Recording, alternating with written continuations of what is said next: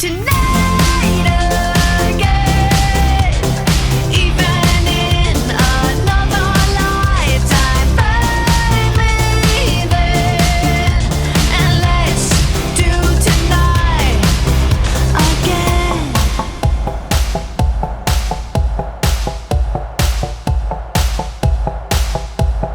First weekday problems are evaporating.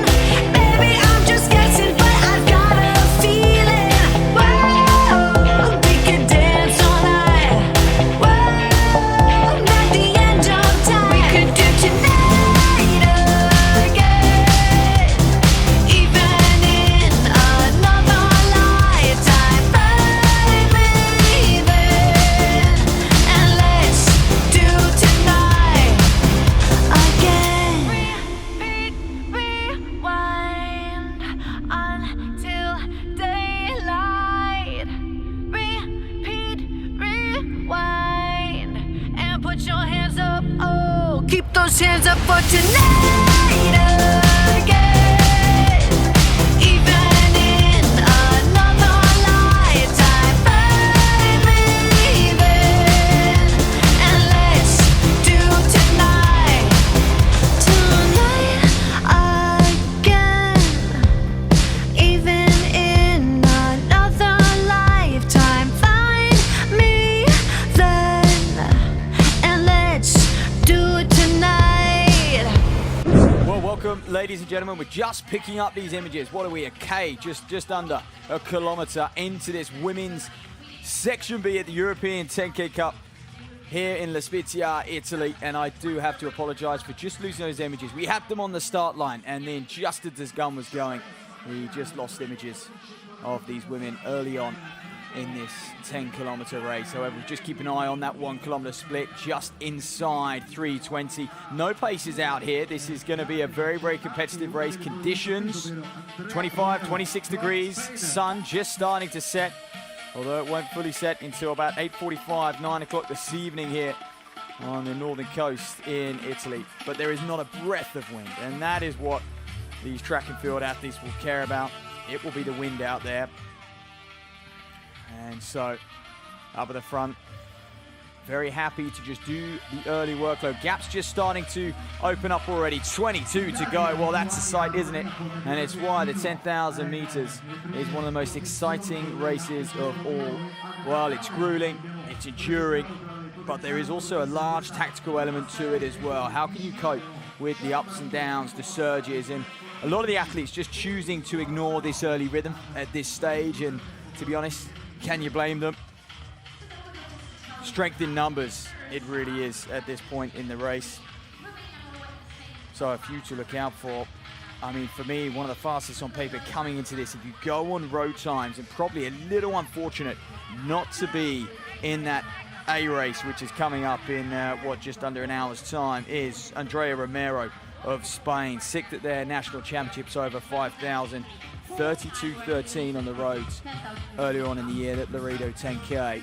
There's so many Spaniards get to enjoy the extremely fast road races on offer time and time again in Spain, whether it's Valencia, Seville, Laredo, Castellon. It seems to be the hub of the fast 10,000 meter racing. So there are wave lights down there. I'm sure some of you with a keen eye might have just spotted those lights on the infield, just hugging the curb as these women continue to work their way around a mile into this one. Single file. Now, you'd expect to see that in a 10,000. Another athlete that we should point out for me is Kauna, the youngster. And again, perhaps a little disappointed not to be in that A section, but to be honest, has struggled over the last few years. Kauna, and you look at her CV, I mean, she's the European Junior Champion back in 2023 over the 3,000, over the 5,000. And that same year went on to the World Championships at just 18 years of age. Quite incredible. With a lifetime best at 31.55, but has struggled since then to really get back to her best. So perhaps today is a huge opportunity for her to announce herself back on the European scene. She just tucked in between the two white vests there, And the two Brits, Holly Weedle, Lizzie Wellstead, just started to drift off this group. It's early to find yourself isolated. They've got a decision to make, like so many others in this field. You really want to be in this front group or that chase group. Still plenty of running in this one. So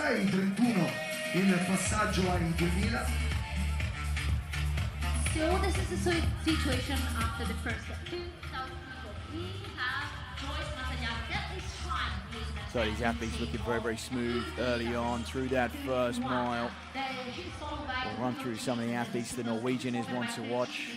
Sjevard, again, just 22 years of age, 32.42, her lifetime best. They used track PBs actually when seeding this one, and they tended to use season's best at that as well. So very, very few women in this field would have run a 10,000 this year on the track at least. There's been a couple of opportunities, not many, and most of those out in the US as well. Anyone who comes through that NCAA system is at a slight advantage because in the States it does seem to be the one place where they regularly run 10,000 meter track races. In Europe, they're becoming rarer and rarer actually.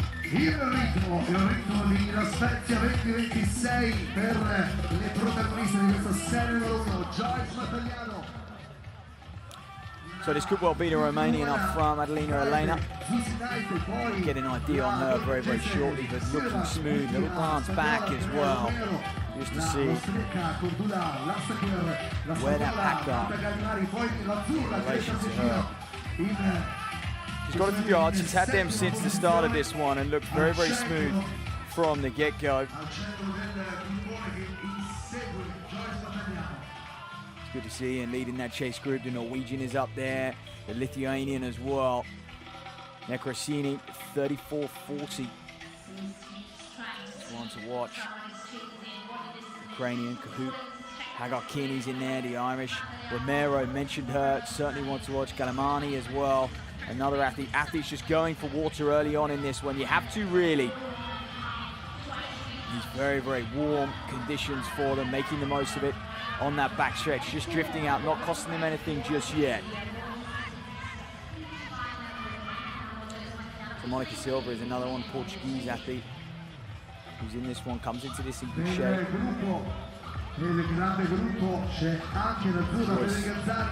That's Agliano. He's the athlete leading. I wonder if there's a small pace drop here from the Italian, because she's not in Italian colours, and this is an international meeting, the European 10,000 metre cup. And I believe the way she's just checking back, she's on those wave lights. Yes, this is a pace drop from her at this stage in the race. So for me, it is the Lithuanian, the Norwegian, there's a couple Spaniards in there as well. And I mentioned just as we came on air before we lost the feed, the team title was decided on aggregate placings, aggregate time, sorry, so not on placings out there. So these women, even in this section B, have a lot to run for. They may only have one or two representatives in that A race, 3 to score, done on aggregate time. So what can the Brits do? What can the Spaniards do? The Norwegians? It's going to be fascinating, and even the Dutch have got a full-strength side as well.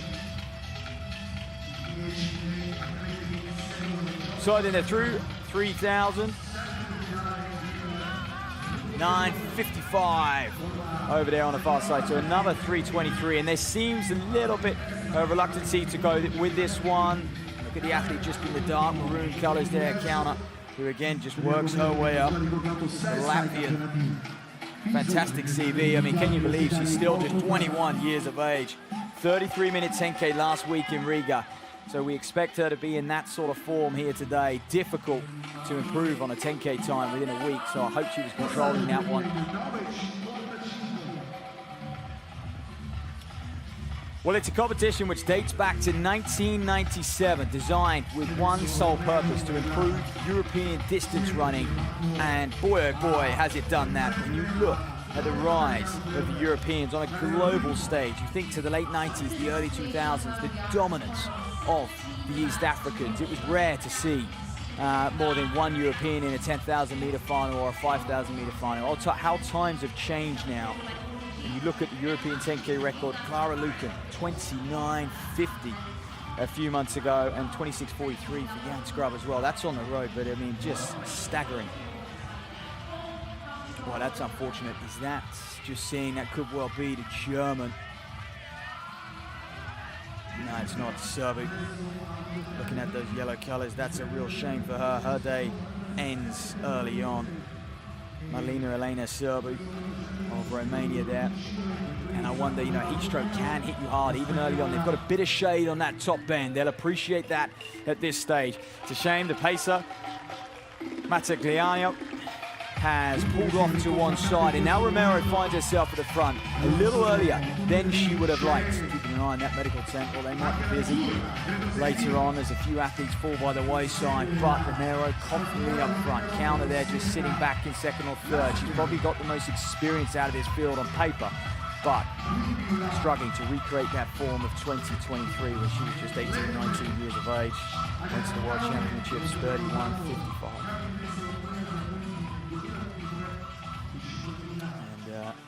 It's an Olympian as well. Imagine that, calling yourself an Olympian before your 21st birthday. Quite the CV. So Romero just pulling in one side. This is interesting, just letting the athletes in behind step up, take the running. It's the Italian in our home country. They would have looked forward to this one for quite some time, the Italians actually. And I know it would have been sad news for those in the stands watching and you at home as well. Nadia Battacledi pulling out on late notice, just suffering with a little bit of illness, a little bit of flu at the moment. But Cettino, well, she's setting the tempo early on. Lizzie Wellstead just going through shock, the Irish athletes.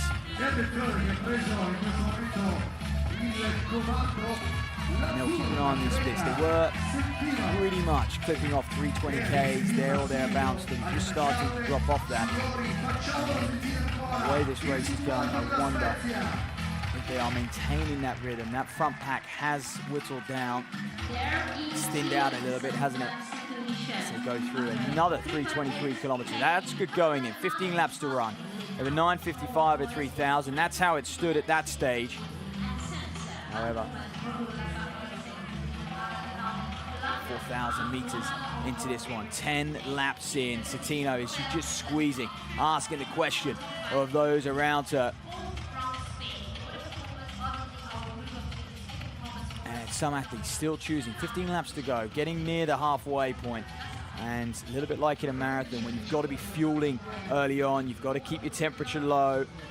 They won't fuel in this one, but it's more about just taking on those fluids so you don't get too worked down in the back end of this race. So Romero, counter, and I wonder if Romero's just looking to cover that move now. She sees a small gap open.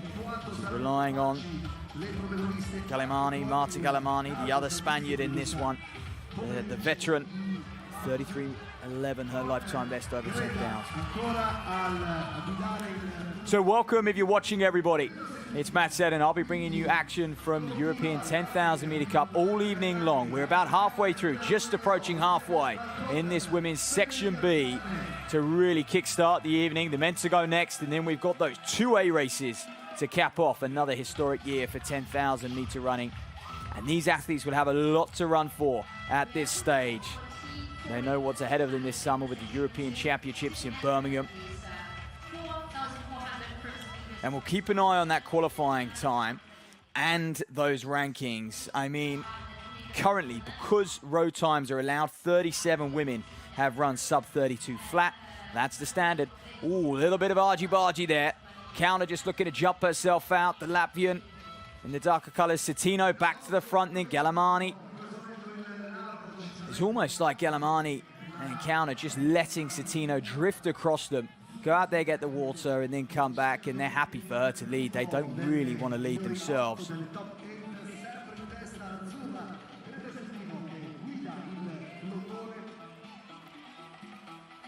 So very, very smooth at the moment. Things just starting to bunch. I sense it slowing. The other Italian in this group, Federica Zani. Track debut for her. And she's doing all the right things. The way she's just tucked in there, finding her time, got the hat on as well. Through halfway then. Just approaching halfway, I should say. there we go, and 13 laps to go, and we're going to cover 8 athletes. So over on the far side, that'll be the halfway split. We'll keep an eye, obviously 16:30, 33 minutes. So they're dropping just a touch. That's what many of these women would be after, I think.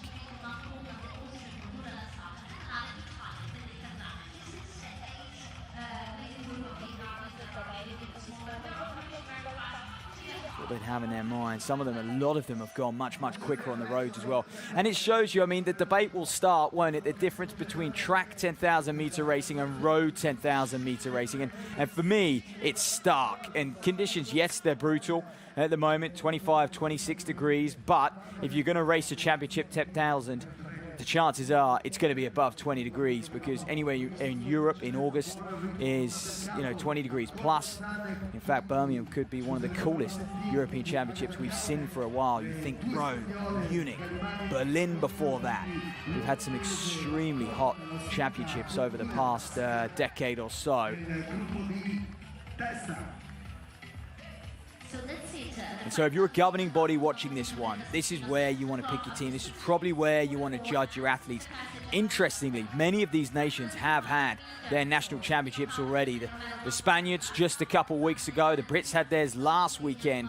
In fact, any Brits racing today wouldn't have competed last weekend, but their national championships over 10,000 was just a week ago. Poor planning, I know, but it's the same with Germans, the Italians. They've all had theirs last month to try and keep an eye on that team and pick that team, because Europe right now is one, well, it really is going toe-to-toe with the African nations. You think we've got a world champion, a world silver medalist in Gressier and Batacleti over the 10,000, and many, many others. Look at how many women are sub 31 minutes for 10K now versus 10 years or so ago.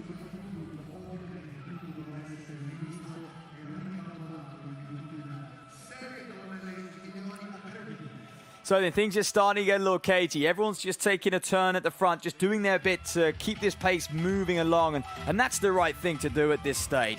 And the only person who hasn't done that yet is Federica Zane, the Italian. Continues to remain very, very patient. Van Koldum of the Netherlands as well.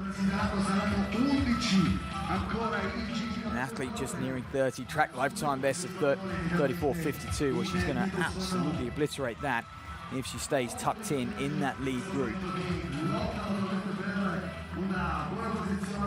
The Dutch have a very, very deep men's team, and they've looked at this competition and said, hey, this is where our athletes are going to go. They're going to get that experience. They're going to get a taste of flavor for world-class 10,000 meter running, and that's good to see. Some nations just choosing to send 1 or 2 out here. Some going, do you know what? We're going to send 6 and 6, 6 men, 6 women, across the 2 or 3 races they have on offer. Because you don't often, if you don't hit the 32-minute standard, you won't be going to the European Championships. And there will be an argument, should road times count, to go to global championships and European championships. And I think that debate is going to continue on. They do for now, but I wonder if they will reverse back to track times only, because look, there are many women in this field who have run 32 high for 10K, 33 minutes, but only 5 or 6 of them are going to live with this pace to the end. And we're on about 33-minute tempo. We'll get another check on that next split. Coming up then in this women's 10,000 meter section B.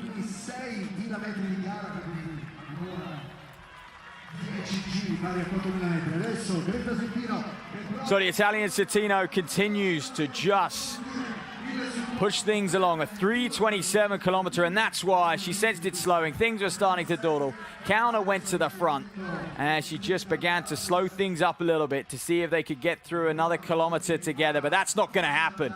This thing's going to be single file now. Citino is blowing it wide open. That's a clear injection of pace from the Italian, who's been pretty fearless from the get-go for me. She has not shied away from pushing this one on. Well, Cordula Lasasha of Austria has also hawked Citino pretty much every lap. She hasn't led yet either. The other Italian, Zane, is just going to have to stay patient now. Track debut for her, as I mentioned. but very, very credible road runner. Lots of these athletes set their road lifetime best at the same meets, of course. Valencia, Castillo, Laredo, all of those Spanish 10Ks. But now they do 25 laps for real. So then, Nieke van Kolman is just sitting in third, biding her time. Looking very, very smooth.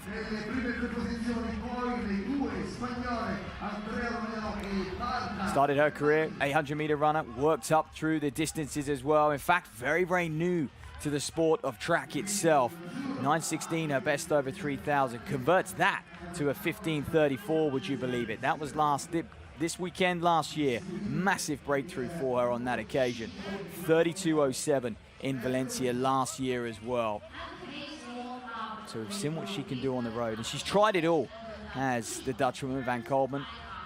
She's run 800s, she's run steeplechases as well. She's trying to, and I like that about an athlete. They're trying to find what event they're best at, and now she's landed on the 10,000. And you think pound for pound, 15:34, 32:0, very, very accomplished times. And so she commits to the grueling, enduring 25 lap distance. Well, good to see the locals. One thing the Italians and, you know, those countries on the continent know how to do, it's put on a European track meet, don't they?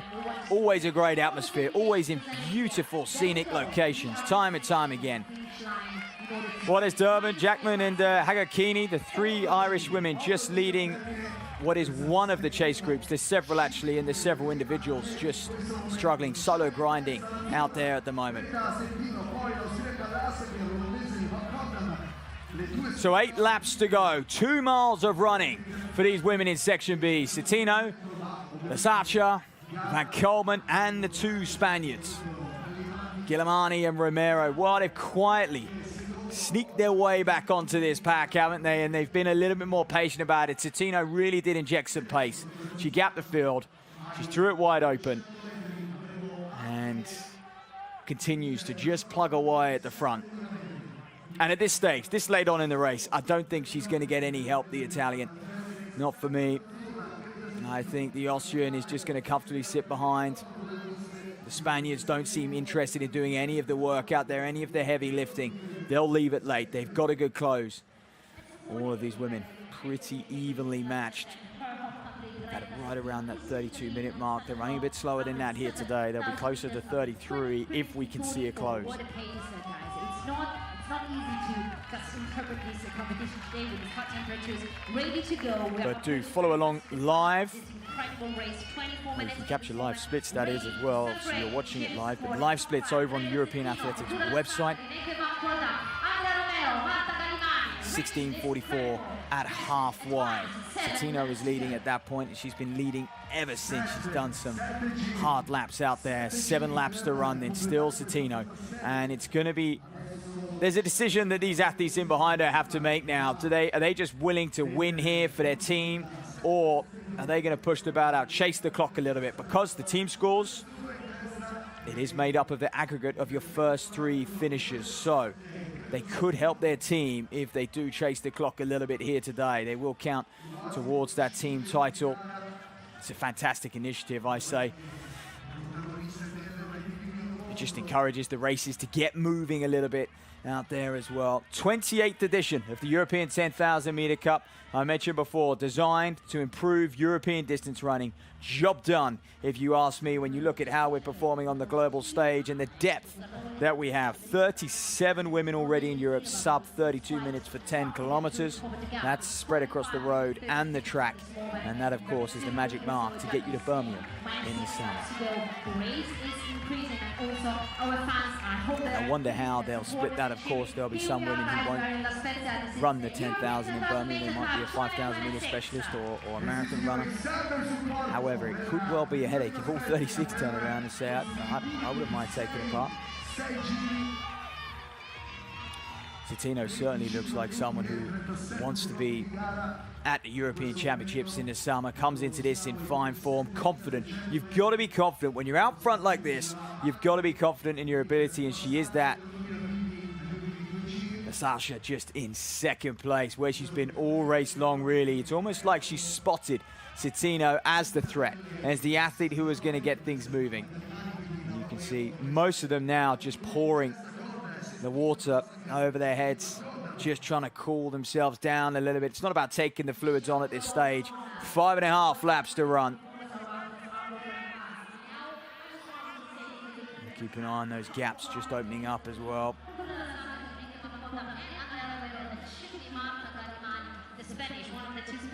So we've lost Scalamani there, who sits in 5th place. So the Italian, the Austrian, the Dutch athlete Van Kolman, and now Romero, who's in 4th, and is just struggling to hang on to this relenting pace from Citino.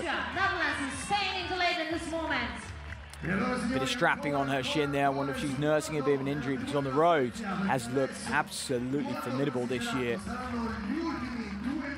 Placing high on the European circuit out in the Rito. 3:23 kilometer, 2 to go. So a slight lift. And the wave lights, you can't really see them anymore. They are actually on the sort of black advertisement boards just on the infield there, on the inside of the rail. But they're up the road now. They've slipped off the pace they were after from the get-go, which was around 33 minutes, just under. I think they were hoping to close off of that as well. So conditions taking their toll for these women. And I just wonder how much energy. Of course, they're keeping themselves cool, they're hydrating, but how much energy it's taking them just weaving out lap after lap. I mean, Lasasha has gone out there pretty much the last 4 or 5 laps, the Austrian, and then filed back in second. Citino's there, hugging the rail, continuing to press, but those in behind constantly weaving out as we approach a mile to run. They are changing, they are moving, they are putting up the strategy, but for the performance, we want to listen to your applause, we want to listen to your cheering. So Cordula Lasasha in second place, the tall Austrian looks to be moving very, very well. For me, tactically, she hasn't put a foot wrong. She stepped up through the distances. Doesn't have heaps of leg speed, so I'm surprised to see her not force the issue a little bit earlier on. She's going to leave it late. She's going to leave it till that last mile, the last 2 to 3 laps perhaps, but 32.51 her lifetime best on the road. So she's probably, out of everyone in this group, one of the closest to her limit. So she'll be quite comfortable, quite happy to sit there. Citino now, she weaves out. Now this, for me, is an opportunity just to settle back, get yourself into second or third, and then bide your time and try and win this thing.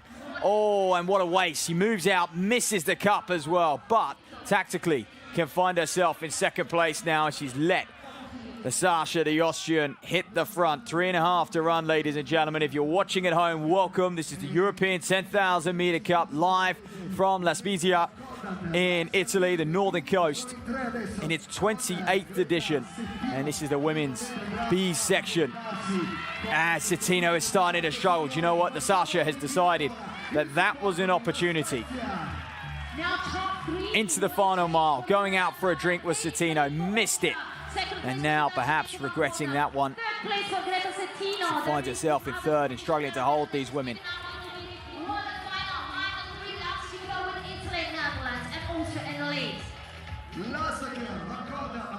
So Van Kolman in second place. She's been in second or third pretty much all race long. Has barely moved, Van Kolman. Very, very smooth, efficient runner. And a measured runner as well, a smart runner. But I must say, the athlete who looked the strongest. Tactically, for me, she's done nothing wrong. And there was 2 Austrians who came into this one, Redlinger and Cordula Lasasha, who you are watching lead this thing. Final kilometer then, what are we, 30.16 on the clock, 3.17, so that's an impressive lift from her. How close can she get to 33.30, let's say, in and around that? She'd take that, I think. It'd be a track lifetime best for her. Many of these women debuting on the track for 10,000 meters for the first time. Now we've got Austria. Don't forget, we've got that A section coming up a little bit later on, just under an hour's time. And Citino is going to try and work round Van Kolman. The Dutch athlete who sits now in third. Well, that's good from the Italian. Good to see that fight. She's on home soil. Why wouldn't she put up that sort of fight? 2 laps to run then in this women's 10,000. This is race 1 of the European 10,000 meter cup. We're in La Spezia. And what a special venue. You can't see, but when the camera pans out, perhaps in between races, it is just idyllic around here. They've got a beautiful scenic warm-up track, the mountains in the background as well, just sheltering them in this little bubble down here. It's warm, but there's not a breath of wind.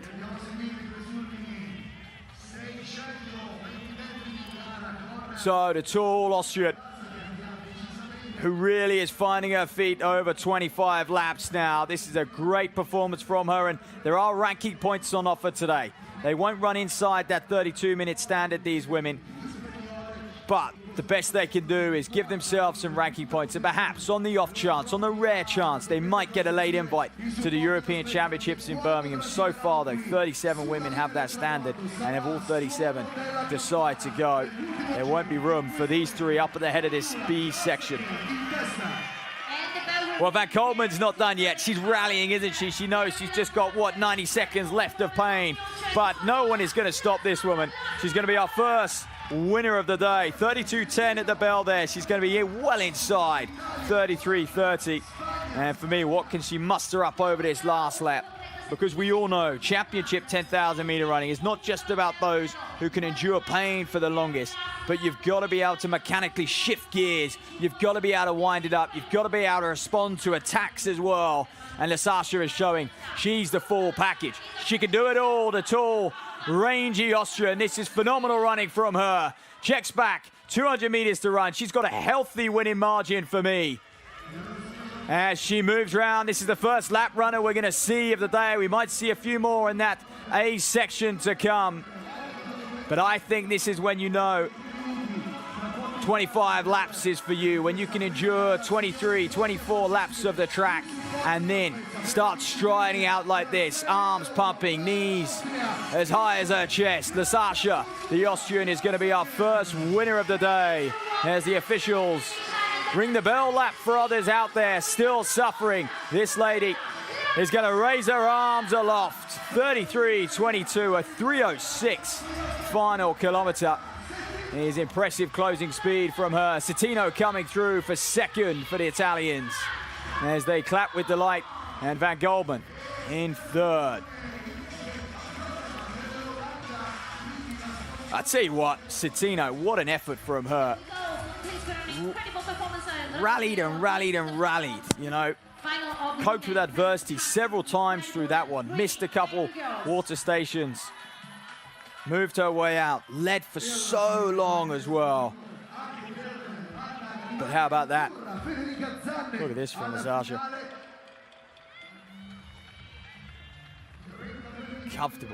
Comfortable in the end. And it's a fantastic final kilometer for her, 3:06, and it's a track lifetime best for all of these women. 33.31 for Citino there. Van Goldman, it's Romero in fourth. Citino knows what that one meant. And this is why the European 10,000 meter cup is so special and is a regular fixture and an aim for so many athletes, because the opportunities are extremely rare, and in fact I think they're getting rarer and rarer to run a track 10,000. And this is why you're going to see PB next to pretty much everyone's name tonight, because it is a track lifetime best. Many of these women have run a minute or so quicker, a minute or more quicker on the road, but when it gets to the track, it's a different beast altogether. It really is. And there will be debates and disputes, I'm sure, over the next decade, should road times count. As we know, the road is becoming faster than the track, really, just purely because of the strength in numbers you get out there for 10 kilometers. As we saw, the tactical element of 25 laps is a whole different ball game on the track. Psychologically, very, very demanding. So a few seasons best in there as well. Obviously, it's the first time in 2026 these athletes would have run over 25 laps. Romero, Galimani,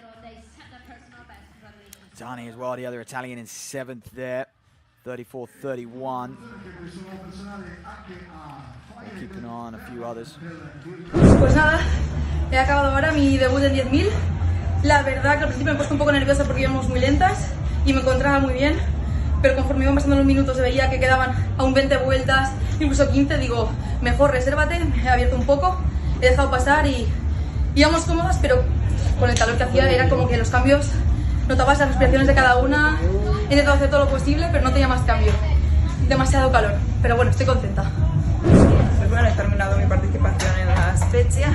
La verdad es que quería un mejor resultado, me había encontrado muy bien entrenando, pero bueno, al principio hemos salido muy lentas y pensaba, bueno, a ver si se anima o me pongo yo, porque claro, íbamos muy despacio, pero enseguida he notado que la boca la tenía súper seca, que se me hinchaban las piernas y aunque quería ir más rápido, no podía, entonces me he quedado detrás del grupo para ver si al final tenía ese cambio que en principio pues debería tener, pero no, al contrario, pues, cada vez más hinchada y no he podido sacar pues lo que creo que tengo en las piernas, pero bueno, supongo que el calor y todo pues nos ha afectado, no hay excusa, pero bueno, contenta de al menos haber terminado. Creo que a Andrea también pues le ha afectado el calor, pero ha sabido correr muy bien y bueno, a desear mucha suerte a los compañeros que corran en la Serie A y espero que tengan mejores sensaciones y podamos celebrar un gran resultado. Well, that wraps up the 2B sections, okay? The 2B heats are done and dusted, and now we look ahead to the women's A race. This will crown the team title and the individual title at the European 10,000 meter cup here in La Spezia, the northern coast of Italy. And if you're just joining us, welcome. 28th edition of the European 10,000 meter cup. Formerly known as the 10,000 meter challenge. Name changed back in 2005, actually. But I know it's a race, and you look at actually past athletes who have competed here. We've seen, Paula Radcliffe, Dida Baumann. We've seen some incredible runners over the years compete in this one. But it's an event that for me is growing in stature as well. You look at some of the races that we have, and because there are very few opportunities over the 10,000. I think the opportunities are becoming less and less as well for these athletes. This has got to be a target for pretty much any European athlete who hasn't had that championship exposure yet to come here and use this as a catalyst, as a springboard for your distance running career. Well, so far the conditions have indicated that it is hard out there. It is hot, it is hard, there's not a breath of wind, but we're 25, 26 degrees. And the pace, or the goal pace, we've been well short of the early pace. And it was demonstrated really in that men's race as we scan over some of the results. Some of the athletes out for like 30 minutes. I mean, many of them would have split that in a half marathon. So they'll be slightly disappointed with their efforts, but they'll move on, they'll recover.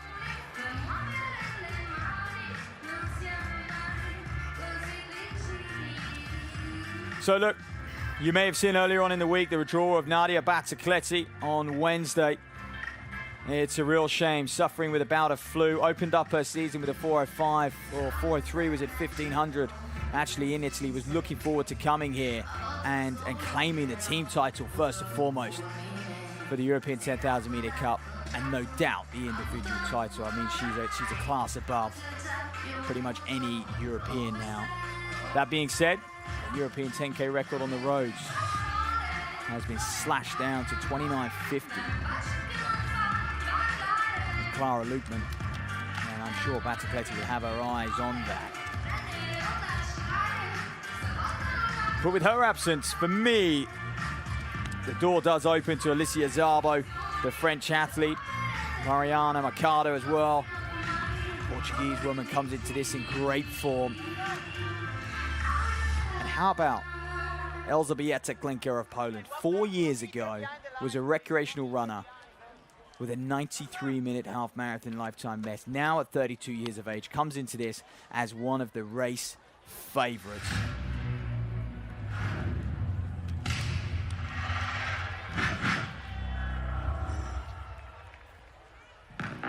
So, ladies and gentlemen, welcome. Well, you can hear the attention down the track side, can't you? There's the scout as we go through the start list. Lucy Jones, good cross country, good winter for her. Perhaps not at her best over the shorter distances, but perhaps it's because she's training for the 10,000. You can't do it all. And these women will start to realize that as they develop through their careers. You've got to put all your eggs in one basket. You've got to commit to a discipline. The depth in this sport is just way too much now to chop and change, unfortunately. Alvarez of Spain. Jess Martin. What a story. More on that during the race, but long story short, 8-year absence, started a family, now back at her best. The Rio Olympian. Emilia Quirk-Pazosa of Spain. There she is then, Alicia Szabo. Second place last year. The runner-up on that occasion, going from strength to strength. Former Oregon University student, Barreiro of Spain, Del Bueno of Italy, Palmero as well. These two are very experienced over the 10,000 on the track. They race a lot. Any opportunity, actually, for 25 laps, and they take it. 3 or 4 10,000s last year, and I'm sure they'll do the same this year. Looking at Del Bueno, 31.25, that best from Rome in 2024, the European Championships. Huge Sánchez-Escribano. Well, it looks like it's going to be Spain versus Italy, doesn't it? Irene Sánchez-Escribano, 3,000 meter steeplechase Olympic finalist, and now negotiating the 10,000. Seems to have committed to it. Seems to have left the steeplechase behind. Many reasons for it, but one could only presume injuries played their part.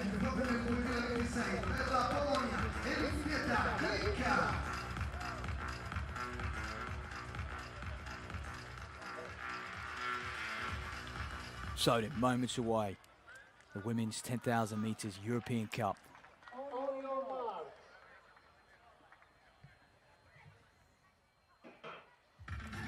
And away they go then, the first of 25 laps of the track here in the northern coast of Italy. Someone is about to be a European 10,000 meter champion for a short while, until Birmingham at least. And one nation is going to be crowned European champions and will hold dominance over the rest of Europe over 25 laps. Is it going to be Spain? Is it going to be Italy? For me, they're the heavy hitters. They're the ones we look at who really have a chance. There's a couple Dutch women in this one, Irish athletes as well. Great Britain, can they get amongst it? They have won this title on numerous occasions, 3 or 4 occasions pre the pandemic, actually, have struggled since then. They did rely on the likes of Eilish McColgan, Steph Twirl to really give them that low score. The team title, for those of you at home, is calculated not through positions, not through where they finish out there, but rather an aggregate of the first 3 finishers from each nation. So you do need to chase the clock. You have got to run to the death in this one because you don't know how close it could be. You won't get that feedback out there. I don't think anyone, I certainly won't be doing that maths for you at home, so I do apologize, but perhaps you can try once a few cross the line. So what was that? 73.74, lap 1. Well, it's pretty swift, isn't it? Looking at about 31-minute pace.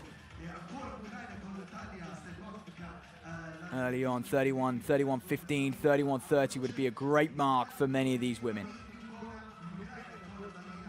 I tell you what, the French athlete, you can see Alicia Szabo just in 3rd place. Hirokchova of the Czech. Well, we saw Zacic in that men's B race, didn't we? Looked very good down to the wire with Ramsden, but Hirokchova, I think, is the reluctant athlete in 2nd place. But Szabo looks very, very smooth. The decision for her is when she saw Battacletti scratch, she might have looked at this field and thought, this might be an opportunity for me to do it the hard way, front run this thing, and she seems like she's willing to do that. She's already getting a gap on those behind her. Hirokchova could well be. I know the athlete out front is a pacemaker. However, Hirokchova, I am not 100% sure, so I do apologize there. We'll find out soon enough. 30 nations represented. This is the show here in Spezia. And October's lifetime best of 33 minutes would indicate that she is a pacer. And there you go, Szabo decides, right, I'm off. I've got to go round. We'll keep an eye on that chase pack as well. We've got two groups here. And an athlete just stuck in the middle, I think deciding that I'm going to just put the brakes on, let that pack behind swamp me, settle in, and at least have some company for the opening mile or two.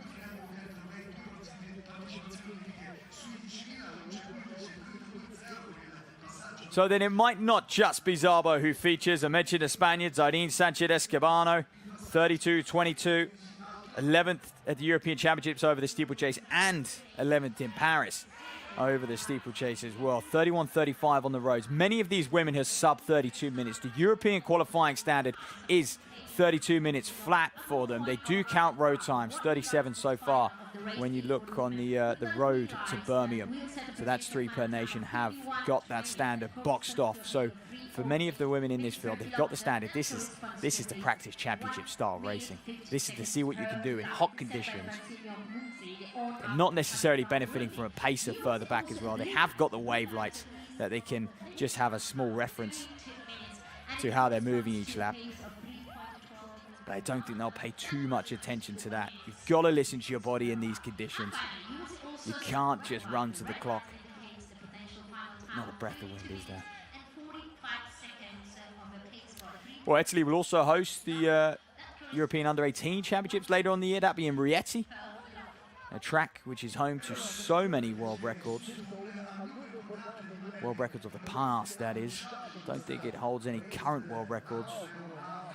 Where we saw Rudisha first break that 800-meter record as well. So Szabo looking very, very smooth, and oh, she'll come round back to the start-finish line, and we'll keep an eye on that mile split, but you can just tell straight away, can't you, that she is the class of the field, just the way that she skips off the ground. The French woman, 31.50, just still 24 years of age, 3 times the national champion. And for me, her breakthrough really came when she stepped up to the road, when she started to attack the half marathon.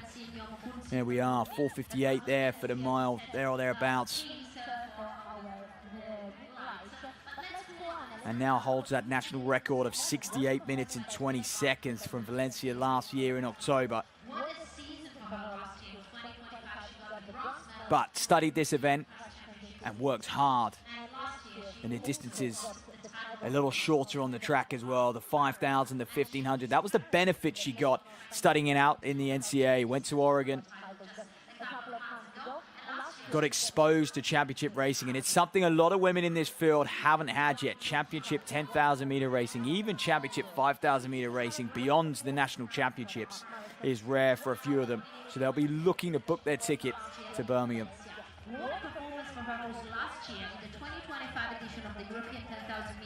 Just drifting round that top end. Here's some of the chase groups out there on the track. So it could be a long day for Szabo. I'm sure she's well aware of what she's going to have to do out front, leading this one. But yeah, like I mentioned before, Elżbieta Klinka of Poland, I've got to bring her into the picture.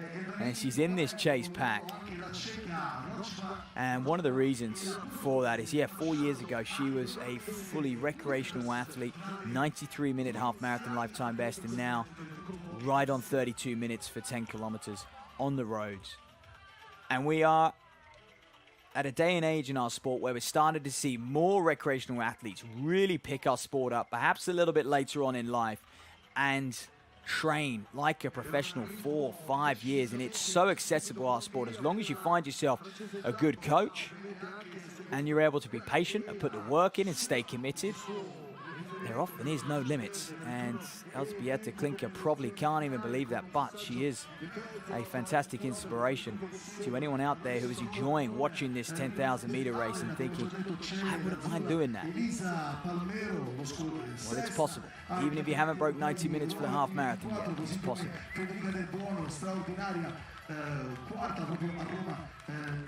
So this time last year, it's Jana van Lent who won, pulling away from Alicia Szabo in the closing stages. Look what Van Lent's gone on to do. Zarbo's come back for redemption. She'll be disappointed there's no Batacletti. She'll be disappointed the Belgians, actually, who are the defending team champions, haven't really got anyone to note here today who is going to compete with the French woman. And you think of the team they could have, the success they've had on the European stage. Jana van Lent, Chloe Herbier as well. They've had a brilliant team in the past. And Van Lent, former European 10-kilometer record holder.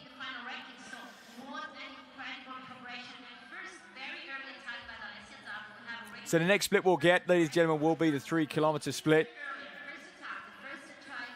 And we're going to see something around about 9:10, 9:15.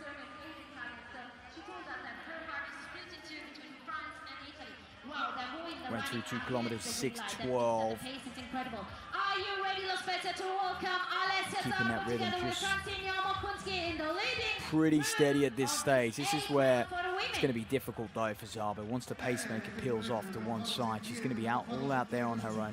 Pack behind, they'll be enjoying that shade on the top end. Very, very beneficial for them.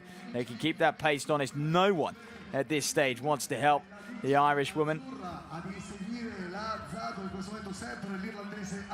who is just leading that chase pack. Allen there at the moment. Palmera is in behind it. Del Buono as well. Nimbona, the other Italian. So they are, well, the team title is almost wrapped up. The Spaniards are a little bit further back. They're playing a patient game. You can see them in the bright orange and yellow strips in that second group. So if anything happens to Del Buono or Palmera at this stage, then perhaps the Italians can try and get amongst it. Alicia Barzosa is another athlete, 32 minutes 10K, third at the World University Championships last year. That's where she ran her PB, 31:38 over 10K on the roads. And he's one of the few athletes who has a little bit more track experience. Did go out to California this year and run a 10,000 out there at the Sound meet. At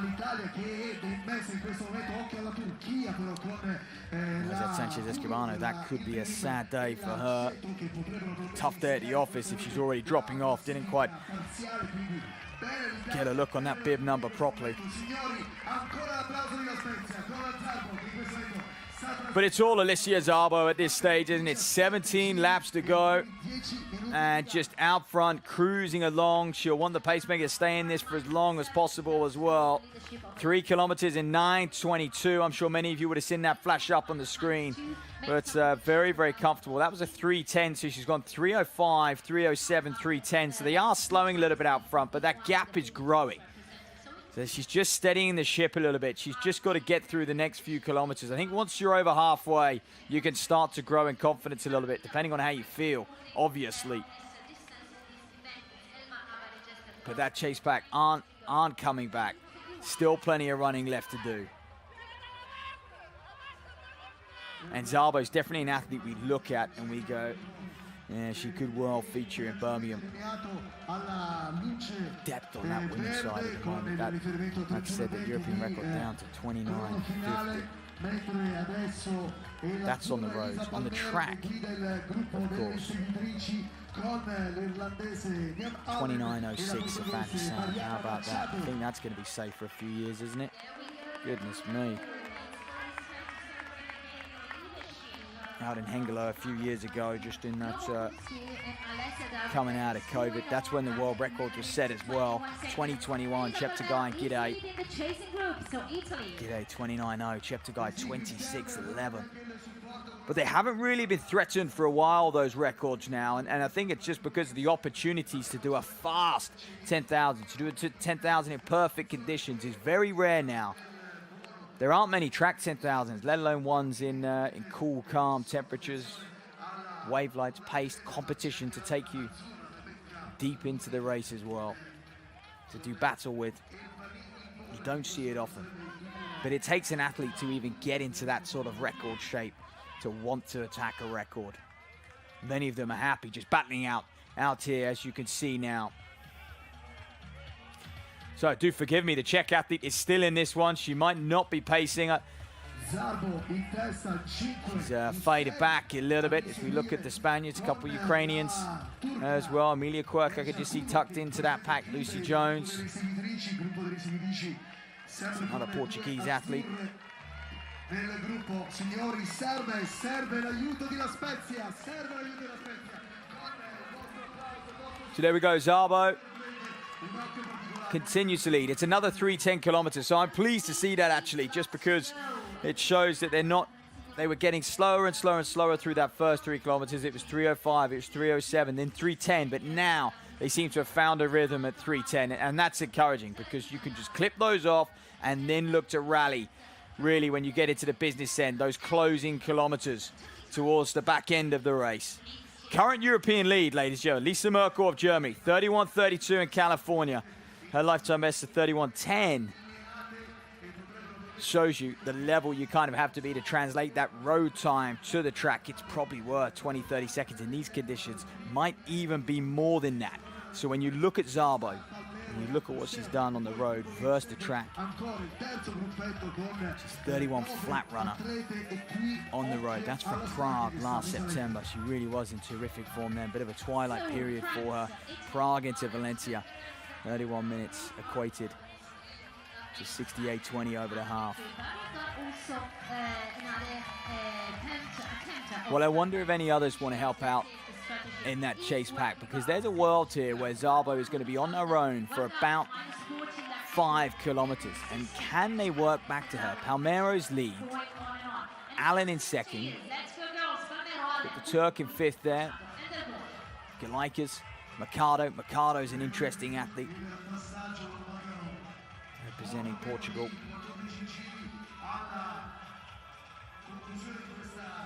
Really comes into this in great form. Another athlete who's smashed.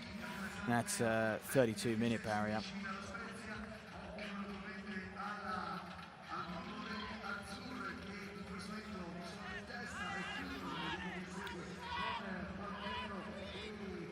So we'll look for that 5-kilometer split. It'll be in a lap or so's time. And it's going to be just around about 16 minutes, so much closer to 32 minutes, which actually many of these women coming in would have looked at that and thought very achievable. They want quicker. They want to see how fast they can go in track conditions. And we do look actually at that track national record. Meg Deswaldo of France, 31:23, set last year in. I wonder if Alicia Szabo is starting to realize that that's slowly just slipping away from her. The French woman. Good to see these pockets of athletes. You can see the Spaniards working together. Klinker, the Pole I mentioned, just in that group as well. A couple Brits further back, a couple Italians.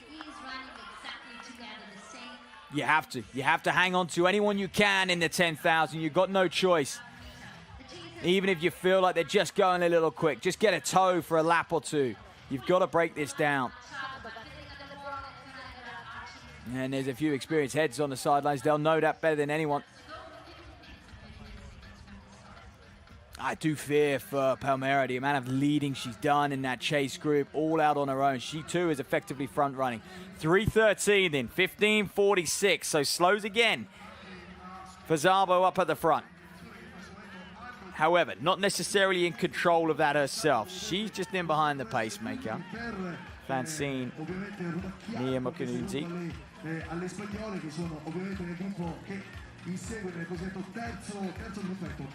He was doing a fine job, I must say, to take Szabo beyond 5K. That will be greatly appreciated. Of course, she'll thank her after. Szabo's going to need that sort of support. Yildirim Bahar, the Turk, third at the Turkish champs, now just moving up into second place in that chase group. Watch out for her. I do fear though, a lot of these athletes have run their national championships 3 weeks ago. Italian championships was a couple weeks back. Turkish championships 3 weeks ago. Dutch championships, Spanish championships. They've all actually already run a track 10,000, many of them.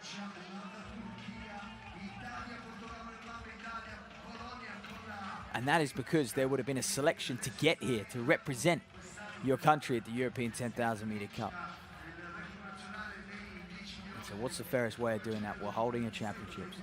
But also this race goes a long way in the selection for the European Championships in Birmingham as well. Some nations are spoiled for choice. Italy, France, definitely in that camp.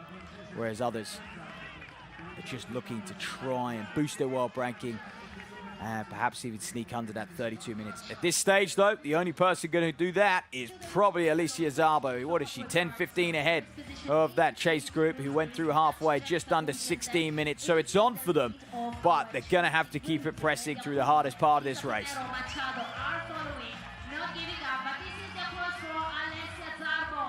So time and time again, count the laps down with me, 11 to go. Could you imagine seeing that? It's something Szabo's getting more and more used to as she develops. Came through the NCAA system. For me, that's an advantage. Was exposed to 10,000 meter track running early on in her career. As a youngster, she's still only 24 years of age, so very much a youngster still. But 19, 20 years of age, running 5,000s, running 10,000s on the track, learning this grueling event, this enduring event. How to judge your effort. It's far more effort-based than people give it credit for, the 10,000 on the track. You cannot go in with sort of splits and an objective in mind because, look, you're throwing a curveball. You're throwing 25 degrees, the sun just setting, beating down on you. You can't predict what others are going to do around you as well, so you can't really control much. So you just have to listen to your body. It's the only thing you can go off. Try and work to get where you can, and these women are doing that. So Palmero off to the side, gets some fluids, Del Bueno as well. Those two had a great battle in Birmingham last year. We're already over our half of the competition. There we go, and this is the big running applause for Alessia Szabo. Palmero, How consistent. extremely strong. 3:12 then, 10 to go for Szabo. Palmero coming off a marathon debut in a marathon PB of 2:24 this year. That was in Seville, so just had enough time to turn around. Interestingly, Ilyas Sayuni in the men's race, 2:04 performer in the marathon earlier this year in March, so similar time period, has also recovered, reset, got into a track block, and is now going to run the track 10,000 and looking to book his ticket to Birmingham in the summer for the European Championships. What a matchup they're going to have. Just think, Szabo, Battagletti, Van Lent, Megan Keith, possibly McColgan, Clara Lucan as well, the current national record holder on the road. I mean, we are going to have a very, very exciting matchup, aren't we? I hope they're all in the 10,000. Fascinating to see how those tactics unfold. Spaniards, interesting enough, struggling for me, and I mentioned many of them have done their national championships literally just 2 weeks ago, and I think they're paying the price for that. They might have booked their ticket to come here and compete in the European 10,000 meter cup. They're not enjoying themselves at all, and they're good enough to be in that chase group. Ferrero, 31:30 performer. She was 5th at the national championships a few weeks back, snuck into that top 6, but she's run 5 10-kilometer races plus the World Cross Country Championships this year and a half marathon. It's been a busy start to 2026 for her. I think that's why she finds herself isolated. So this group blowing wide open now. Alan, the Irish athlete, looking very, very smooth. Szabo just looking to struggle. She won't like this being out there. The minute the pace had dropped off for me, she did. You could tell things started to slip. She held it together for a kilometer or so. She was 3:12, but that grimace this far out is a worry for the French woman. And she's being chased. Elżbieta Klinker in second place. Palmero as well. Or was the camera angle a bit deceiving on the backstretch? But those are the two who are giving chase to Szabo. She can't show any signs of weakness. The minute you show signs of weakness, these women behind, they're going to hang on to that. That's all they're going to run for over the next few laps. If you just keep your pace steady, you make sure that you don't have any drastic slowing of the pace. If you're going to slow, do it in a very, very measured way so it looks like they're not coming back to you. But if you just have a rough 200 or a rough 400, they know. They know, and Klinker is onto her. It's a good atmosphere down here. Cowbells are ringing so often. We see that at a 10,000 meter races. By God, do they need it. Palmero in third, slight nod of their head. Just want to get a bit of grip on how that gap is looking. Szabo to Klinker to Palmero. What is going on in that top three? This is a bit further back. This is an interesting team battle. You can see the Ukraine athletes sticking to get 3:16. Now that split will be taken off Szabo.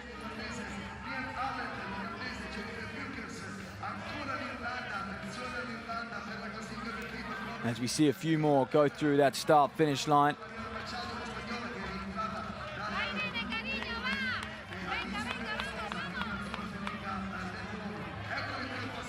Oh, look at this, Szabo, Klinker in second, Palmero as well, camera was on her.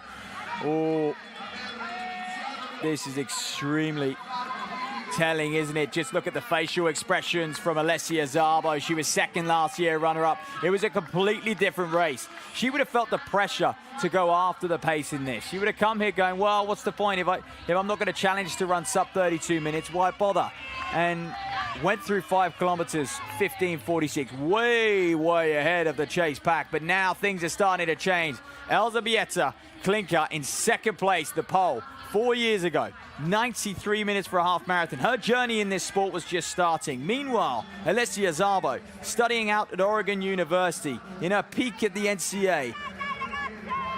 The difference in pathways in this sport, that's what's exciting. There is so much opportunity. Doesn't matter who you are, where you come from, you can make it to the very top.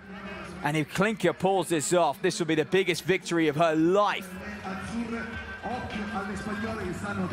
And she'll celebrate that all the way back to Poland. I think Szabo's race, she could well be slowing things here. She could well just be backing off, measuring her effort, let Klinker come back to you very gradually, and then rally. Let someone else lead. And then rally those final few kilometers. It all depends how Klinker approaches her. This is contact now. Contact, there's the yard. Now, Klinker, what are you going to do? 6 laps to run. Are you going to go straight by? Are you going to force the issue? Stick a thorn in Szabo's side over this last 2 kilometers just over? Or are you going to bide your time, sit there, mess with her psychologically? The options are there for Klinker. She wouldn't have found herself in this position much before.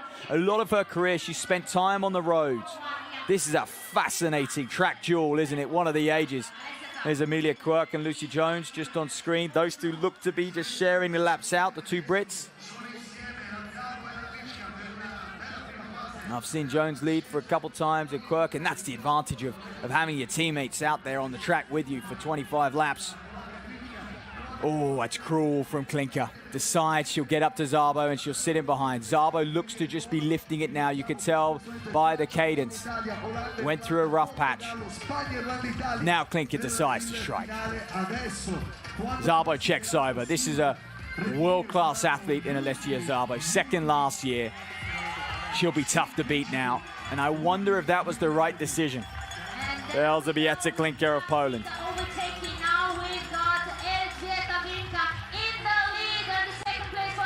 But she continues to press. 3:15. What was Klinker's K? It must have been much closer to 3:10, perhaps even 3:08. So mechanically, she's operating at that rhythm and she's starting to hold it. Szabo's doing all she can to hang on. She knows that if the gap opens now, that's it. Done. Race over. And Palmero is going to be giving chase to Szabo in behind as well. She could well struggle to hold on to second place. But Klinker is looking so strong. Well, Poland had their national championships back in April, so she's had 4 or 5 weeks to prepare for this. That was her first sort of experience of track 10,000 meter running, 32:18. The national record she holds, 31:47 on the roads. Again, no prizes for guessing. That was set in Valencia earlier on this year.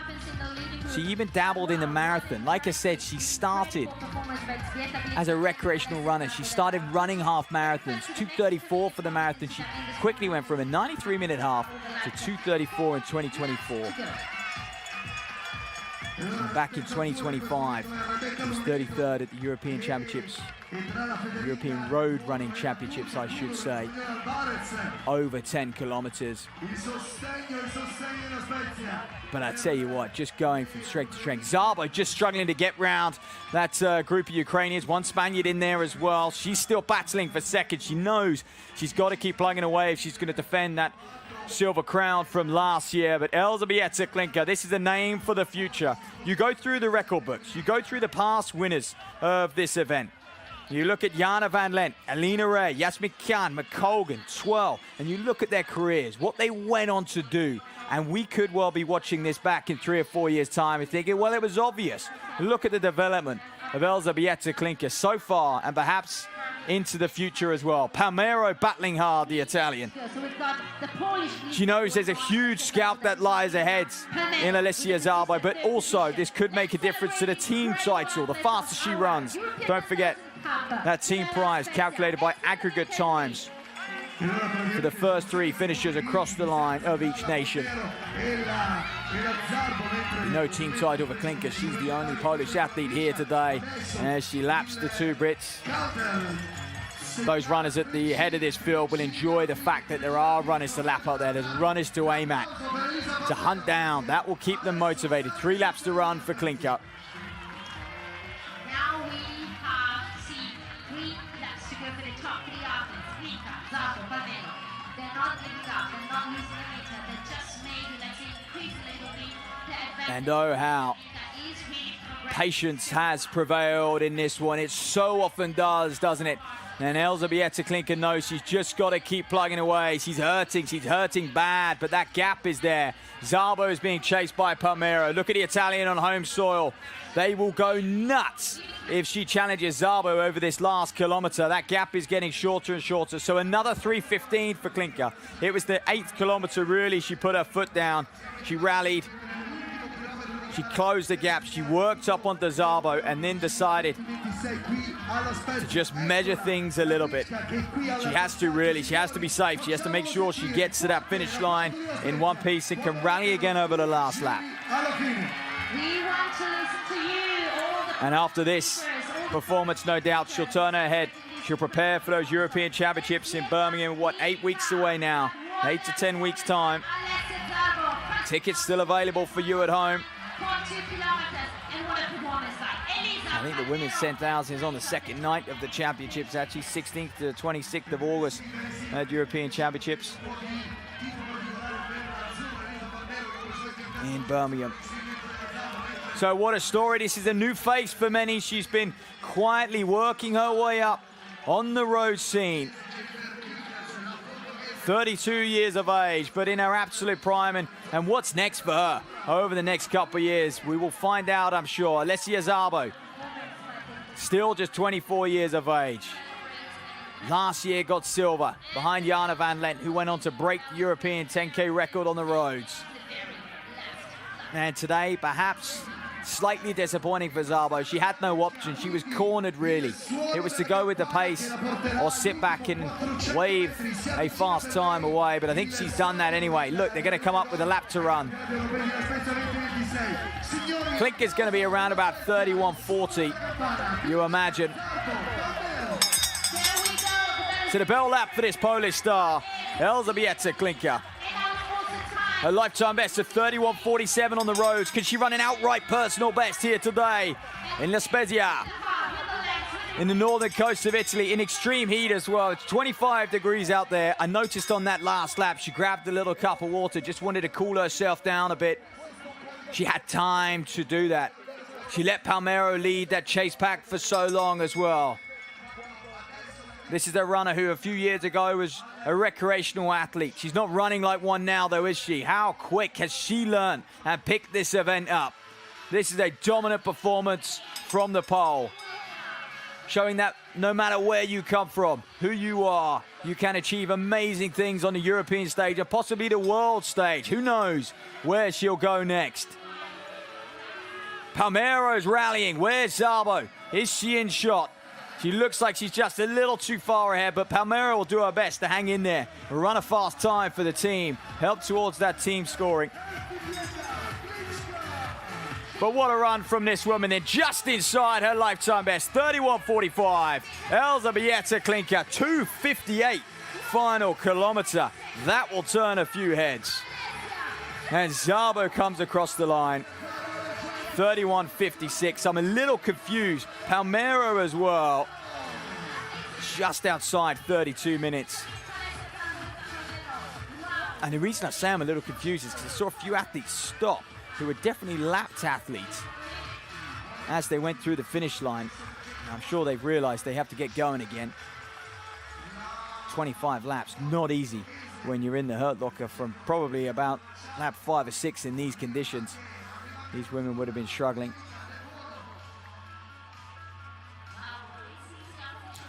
Well, Palmero, time and time again, we see her in the track 10,000s, really gives it her all, doesn't she? 3 or 4 years, she's been getting more and more experience. 19th at the World Championships last year. 31.18 her PB.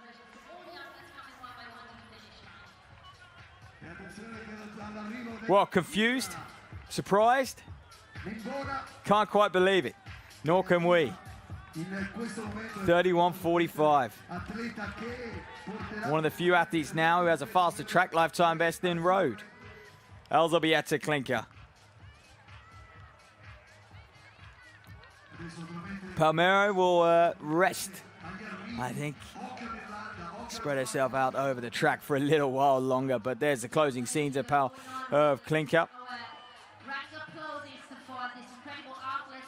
Just passing Jess Martin, who, speak about stories, 8-year absence for her.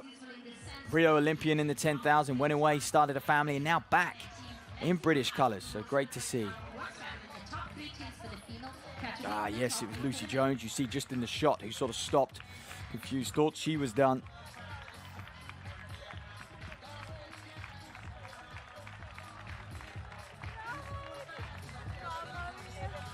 Just coming across there, you can see questioning, do I have another lap? Yes. Yes, you do.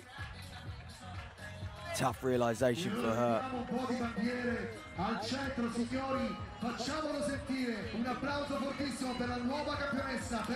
Well, Elisa Palmero, we'll look at the team standings, but I think Italy have swept that. No question, really. Now, Palmero actually not showing on the results just yet, but definitely there in third, and Del Bueno in 6th place, 32.27. Palmero had it basically 32 flat, and just waiting for a few more Italian results to come through. But yeah, those two way ahead. 2 Spaniards around 32.30, so it might be close. All depends. It's hanging on Lanedo and Ferrerio actually. Sánchez-Escribano as well, to see what she winds up in. But last time around, it was the Belgian women who won this title, and I think it's going to be the Italian women. I think it's all but confirmed, actually, judging by these images. And my, well, limited mathematics skills, it's not too difficult to work out. The Italians are European champions. Once again, on home soil as well. And to think they would have had Nadia Battacletti if it wasn't for a nasty flu. Pulled out during the week, they would have wiped the floor with it, wouldn't they? And oh, how things might have been different for Alessia Szabo if she just had a bit of company through that middle part of the race. Instead, she had to hang on and suffer. Still came home in 31.56, which is a very, very credible performance from her. Elżbieta Klinker. 31.45. Was the winner here tonight. Palmero, actually, result just coming in, been corrected, 31.59. Sneaking that 32-minute barrier, which, by the way, was the European standard. Not that Palmero needed, she had it already during the window. But a nice reminder, she's still in shape. So back in 1997, this meet was founded, 28 years later. Elżbieta Klinker, 31.45. Sneaks her road lifetime best to 31.47 for the win here today. Massive upset on Alessia Szabo. Jess Martin, Emilia Quirk, Charlotte Dannett there. You see the 2 Italians as well, Nibona and Lanedo. 28 athletes representing the 30 nations taking part in this 28th edition. And really Shito there set great performances along our 25 laps. La verdad que ha sido una carrera muy dura por las condiciones, por el calor sobre todo en la Serie B, pero bueno, en la Serie A hemos podido luchar lo más posible. En mi caso he intentado ir de menos a más, se me ha complicado ahí en el 5, pero muy contenta, intentando luchar cada segundo y llegando, pues sprintando hasta el final y luchando esos segundos para conseguir, bueno, este bronce tan deseado. Yo no sé si había subestimado esta prueba, pero es muy duro. Además, bueno, lo que dice Bea, las condiciones hoy no eran las mejores para correr una carrera de fondo, hemos pasado mucho calor. Yo he querido no quedarme en tierra de nadie, entonces he salido en el grupo, pero en el acelerado hemos pasado el primer 3000 un poco más rápido de lo que yo pensaba y luego ya me he quedado, he remado lo que he podido, he intentado engancharme a las que me iban cogiendo y bueno, pues al final he hecho una marca muy mala, pero bueno, muy contenta de formar parte de este equipo de campeonas que lo han luchado todo, así que nada, una experiencia más. Yo, bueno, poco puedo decir. Llegué a meta, que no es poco, todavía no sé muy bien dónde estoy. Sufrí muchísimo, pero bueno, estoy contenta por formar parte de este equipo. Y voy a pasar palabra. Yo estoy muy contenta por mis compañeras, han luchado todas un montón, hemos sufrido muchísimo, ha sido una carrera muy dura, con muchísimo calor y bueno, yo por mi parte he intentado luchar cada puesto, cada segundo y es lo que he podido hacer hoy. Un equipazo que tenemos. Enhorabuena, chicas. Enhorabuena, sois unas grandes. 201, just missing it. Big lifetime best for her as well. Marcada as well, track lifetime best 32.11. Neve Allen, who did a lot of the front running or was in that chase pack for a while, 32.15. Just talking through those results in a little bit more detail. And from the team perspective, I think it'll be Italy and possibly Ireland, and then it's going to be close between Spain and Great Britain. There we are, actually. I'm busy trying to work it out. It's on the screen. Italy, Ireland, and Spain. You can see their aggregate times.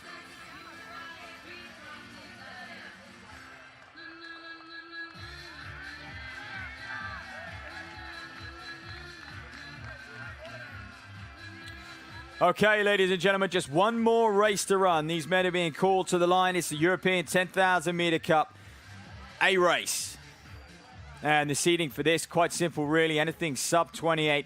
Look at the men on your screen there. Robin Hendricks, European star over the cross country. Ilias Sayuni, 204 marathon man, back in March. His development has been staggering. What can he do over 25 laps? Couple pacemakers in the Burundi athletes there, who wear bib number 70 and 71, so they obviously won't feature in the European Cup. And now we have an important communication. We have finalized and officially stated. France are the defending team champions in this one. Defending champion Ephraim Gide is not here. Spain. He's been injured. Second place and He's silver recovering medals are the athletes, female athletes from from Ireland. a stress fracture. I'm sure he'll be back next year. Perhaps might even be back in time to challenge for the European Championships in August. He's got about 8 to 10 weeks. You would have seen the news. Yamani Crippa out, muscle fatigue post the Paris Marathon. Couldn't quite turn it around in time. 6 weeks ago, that marathon ran 2:05 then. We'll forgive him, shall we? Ladies and gentlemen, welcome to the But the Italians will be very, very optimistic for individual and team success here. Despite the withdrawals of Crippa. Well, Bastian Augusto really is a phenomenal character. One of the fastest in this field as well on the roads. He's 27 mid-man. You can see that season's best. Not many athletes would have opened. A few nations have, well, quite a few nations have had their national championships to select their team for this. Well, Guerrero is certainly a man who needs to run well here and support and back up the performance of Ayuni, the Italian youngster, the under-23 medalist at the European under-23s last year on the track over 10,000.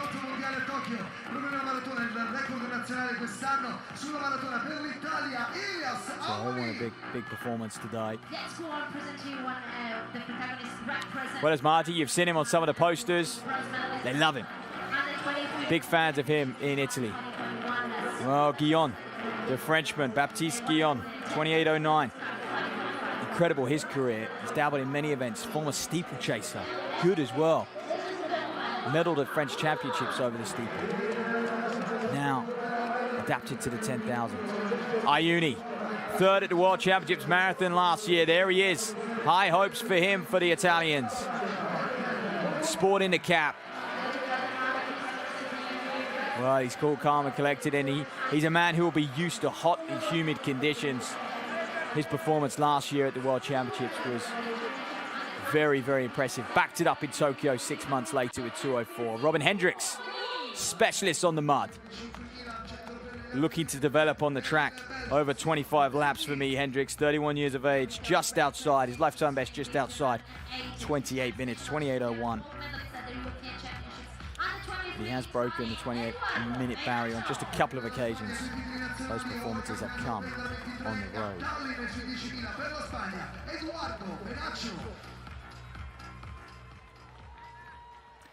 So Italy have won this men's team title 5 times in the 28-year history of this event.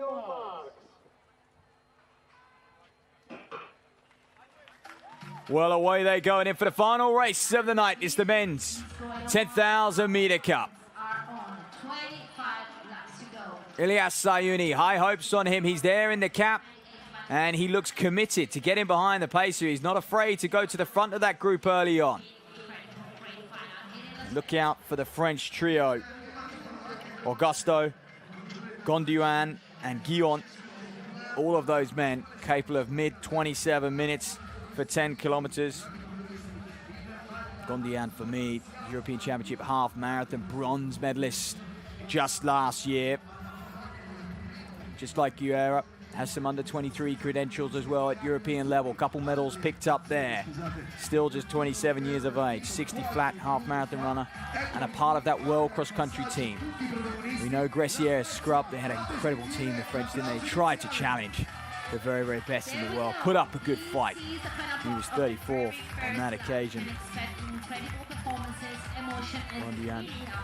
And this is interesting then. So there's 60, most of the group through in 68. This is a very, very similar story to that women's race, but I think Ayuni will be pleased to see Gondouin and Hendricks actually, Guillon and Hendricks actually go with him.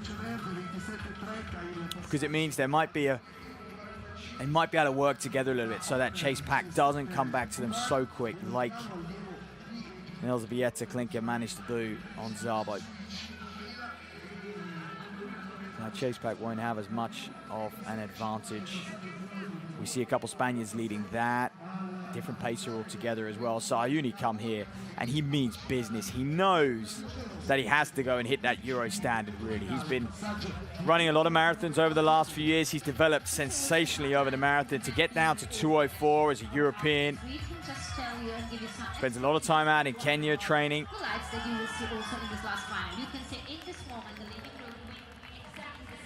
That standard of 27.50 is on his mind. And look at this already. Guillon decides that I'm not going with that.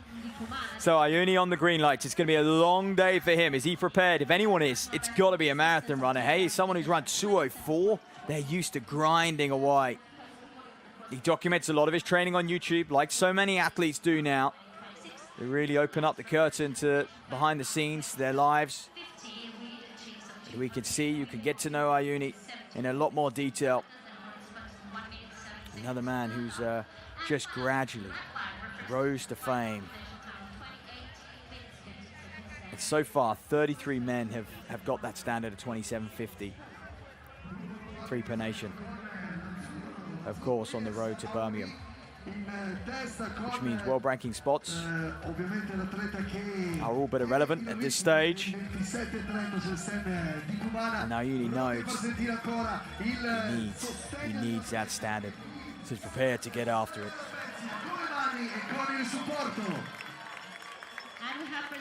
What a last Italian to win this title, Yamane Crippa. He's a 2-time champion, actually, was looking for the hat trick. And he would have certainly been a man who would have been happy to go with that 27.50 tempo with Crippa, but struggling to bounce back from that Paris marathon. Ayuni had a bit more time. Tokyo Marathon was in March. And he delivered a performance that probably the rest of the world knew was coming after that bronze medal at the World Championships. So we'll keep an eye on the splits. We'll look at the mile as they just continue to cruise through, these men as ever, making it look easy. That's what the best will do.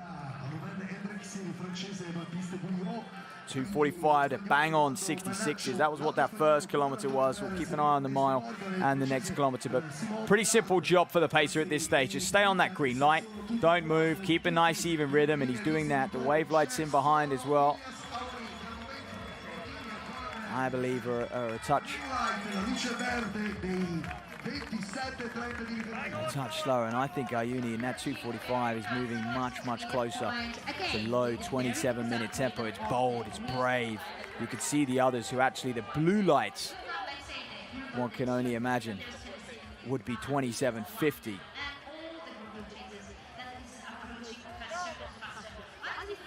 So Ayuni, well, he must know when athletes come into a race and are willing to get on it and push the pace from early on. Of course, he's got a pacer to help him out now, but that'll change, and he'll know. You know, he's an experienced athlete. He'll know that'll change at 4 or 5 kilometers. The pacer won't be there, and there's every chance Ayuni's on his own and has to be for the last 4, 5, 6 kilometers of this race. But is he prepared to do it? Yes, he is, and the greats can. When you look at when the likes of Bekele set his world records, it was pre-wave light technology. He would have a pacer for 3, 4 kilometers who could try and hold 62, 63, 64 second laps, and he would have to do the rest. And same with Haile, same with Paul Turget, same with those greats. Things changed for Cheptegei. 26:11. He had the lights to constantly just chase and chase and chase back in 2021. I remember that historic year for Cheptegei. That was in Valencia, wasn't it? And we haven't really seen a man or a woman chase those records like we saw coming out of COVID. And I think partly because you have to know you're in that sort of shape. Those records are so hard now. They are so demanding. How do you get yourself into that shape when more often than not, these men in this race are preparing for a major championships, whether that's a European championships or world championships. And in that, they're preparing for a tactical 10-kilometer race in extreme heat and extreme conditions. And that's a very, very different approach to that of a time trial in perfect conditions. Very few 10,000 meter races now are run in perfect conditions. Gone are the days, they still have the Hengelo meet. They've gone are the days of those golden galas where you would be guaranteed a fast 5,000, Brussels as well, fast 5,000, fast 10,000, 3-4 times a year on the continent. Those days are gone, and that is why this European 10,000 meter cup is so important. To its single file, as you'd expect to see. Not much changing, really. Not much to report early on in this one. The chase pack doing their job. The pacemaker leading Hendricks, Guillaume, Manacha, Perez, Morgan, many others. I'm excited to see what Callum Morgan to do. He started well, hasn't he? The Irishman. Another nation who had a full-strength side here today. They could have challenged for a team medal. You think missing Brian Fay, Darren McElhenney, Jack O'Leary even, what could they have done? Ephraim Gide, the defending champion, not here. Let's see what happens. We have good news. I've already heard for the Italian team. Simon Bedard is a man I haven't mentioned, the Frenchman. He's the bronze medal for bodyguards individual competition. Let's see what happens. It's ready. And actually has a season best to his name, Bedard, 27:42, his lifetime best, Butler University graduate.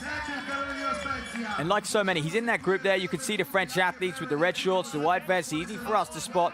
4 of them packing very, very well. Cut 3 Spaniards also in that group. So it's going to be an interesting matchup. Jesus Ramos, 27:49 man. And has a 10K under his belt already. Ran the Spanish National Championships just 2 weeks ago. 28:48 on that occasion. He's going to go quicker here today. I can assure you of that. But his lifetime best from the European Cup 5 years ago now, Birmingham. 27:49.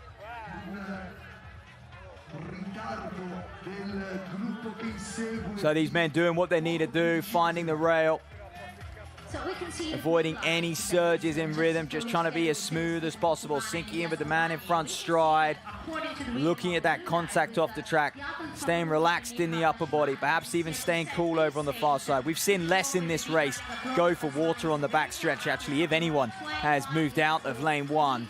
And you can see shade covering the full 400-meter oval now. There was a period when we first came on air where the only bit of shade was a tiny little patch up on the top end. So Ayuni still leads. And he's clipping off 66s, 245 kilometers. Time and time again, through 3K in 8:15.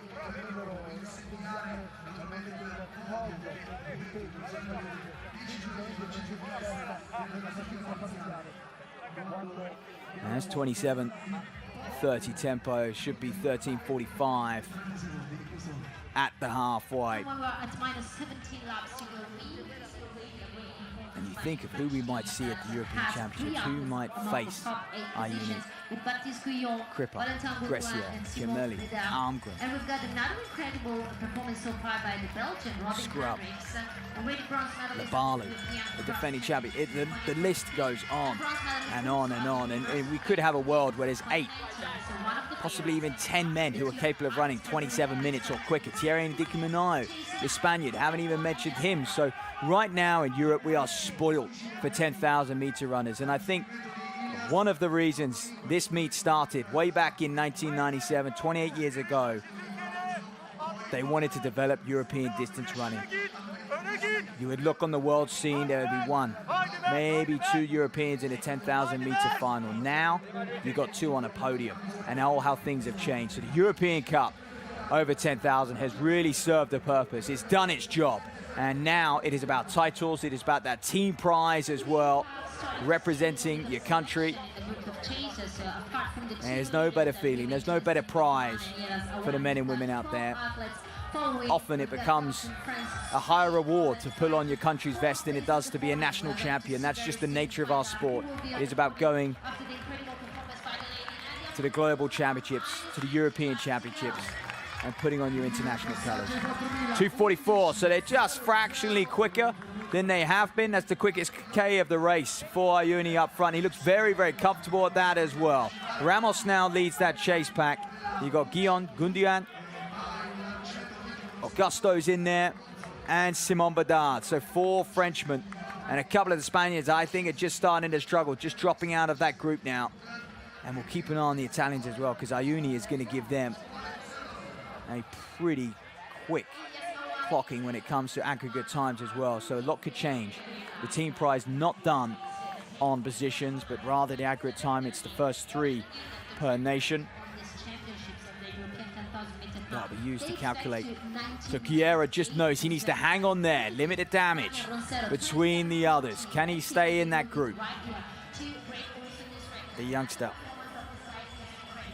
Samuel Barata of Portugal, their 8-time national champion.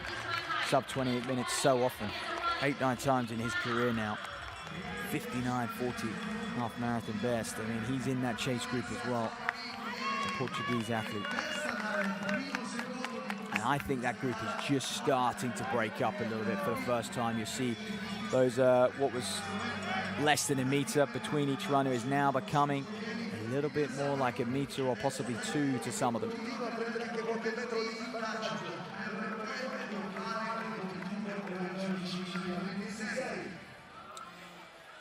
So Ayuni sitting where he needs to be, right in behind the pacemaker, just drafting, just switching off. This is what a marathon runner can do.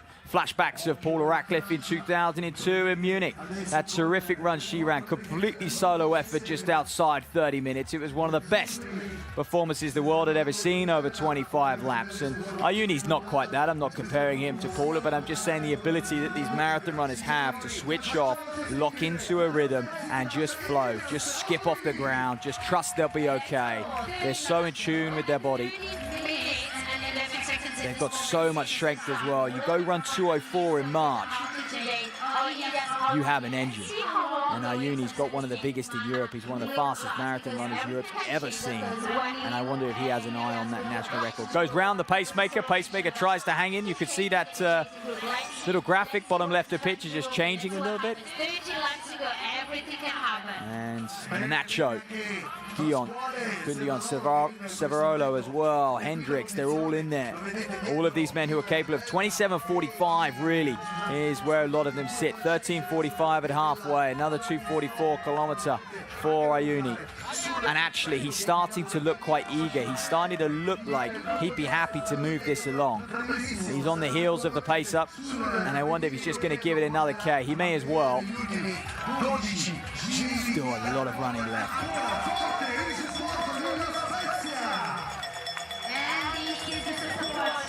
Well, the Italian national record, ladies and gentlemen, 27.10, Yamani Crippa back in 2019. That was in the World Championship final.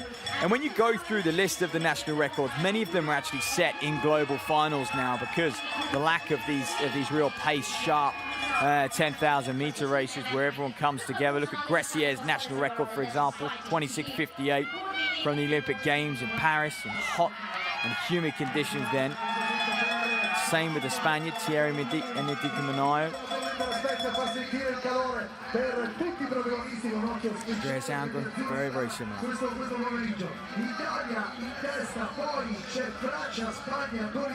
So Menacho just swapping places with Guillon. A good amount in this one. Those two just exchange the lead in behind the pacer, who's also still in there. They're making a huge difference, these paces. Guerra's off. He's done. He's off that pack now. He's got a long way to go. Hendricks is up ahead of him. He'll hold on to that, though. European bronze medalist over the cross country, Robin Hendricks, has yet to really show that promise and convert that performance to the track. Well, it was an extremely muddy day in Brussels back in 2023, wasn't it? Hendricks carved through that mud better than anyone.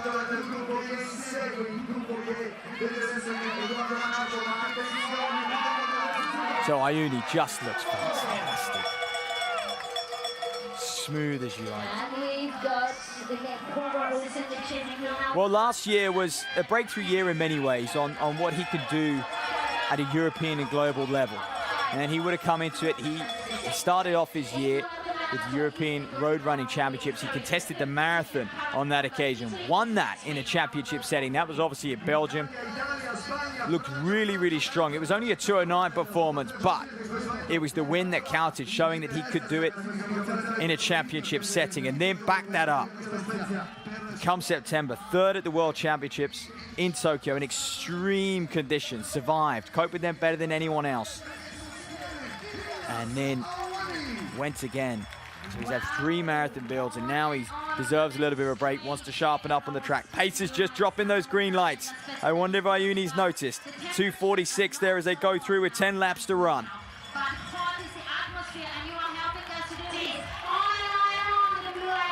4 kilometers.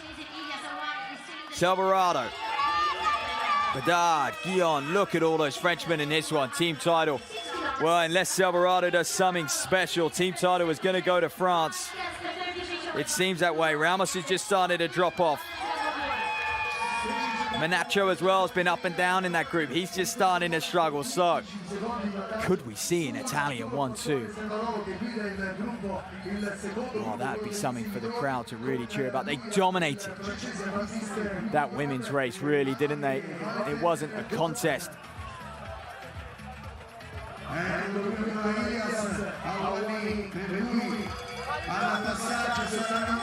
Now they look to dominate this men's.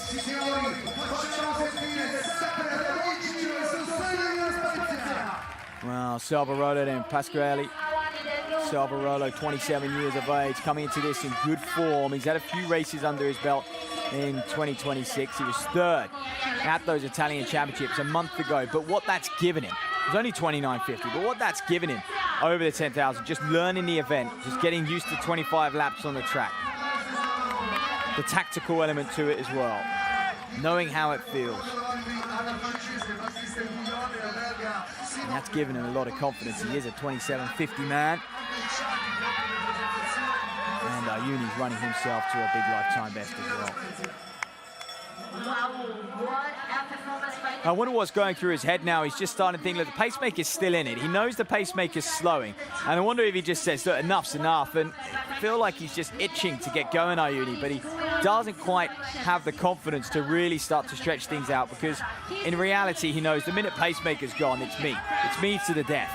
And as I say that, the pacemaker will peel off, start to drift out, and I wonder if Ayuni just gave him a nudge and could sense that, look, you're going to let those four, that quartet of Frenchmen, back into the fold if you let this pace drop anymore. So it's the Italians versus the French at this stage. They've got Ayuni, who needs to run fast because the team scores is done on accurate. Salvarolo also needs to try and win this battle or try and pull away from a few of those Frenchmen who are tucked in behind him.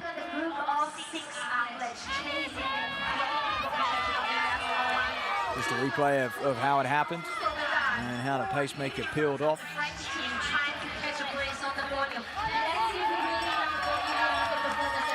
Well, the other Belgium in that group is Simon de Bonnies,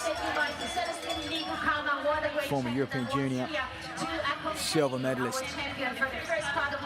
And another man who's 27.50 over 10,000. I think they're performing very, very well, those guys, to have run 27.45, 27.50 on the road, and to come out here and back it up on the track. That's the hard part, doing it in these conditions, 25 degrees plus on the track.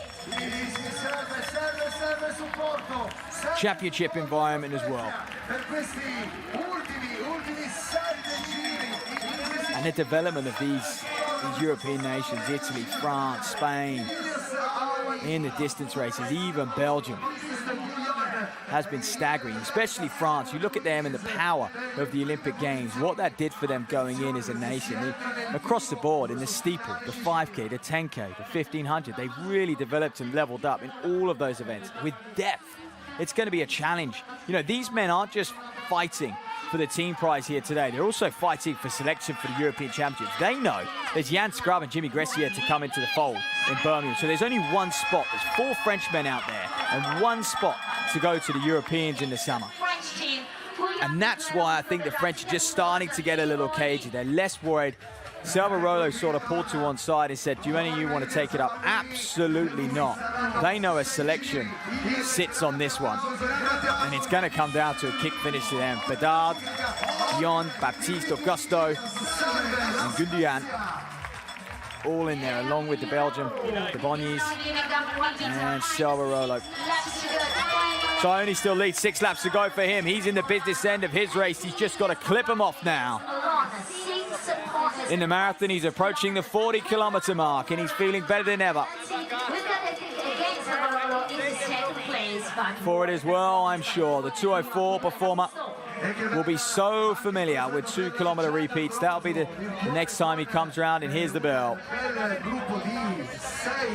So all of the 4 Frenchmen in this field are literally 10 seconds spreads them on lifetime best. Anywhere from 27.30 to 27.40. That's where their PBs sit.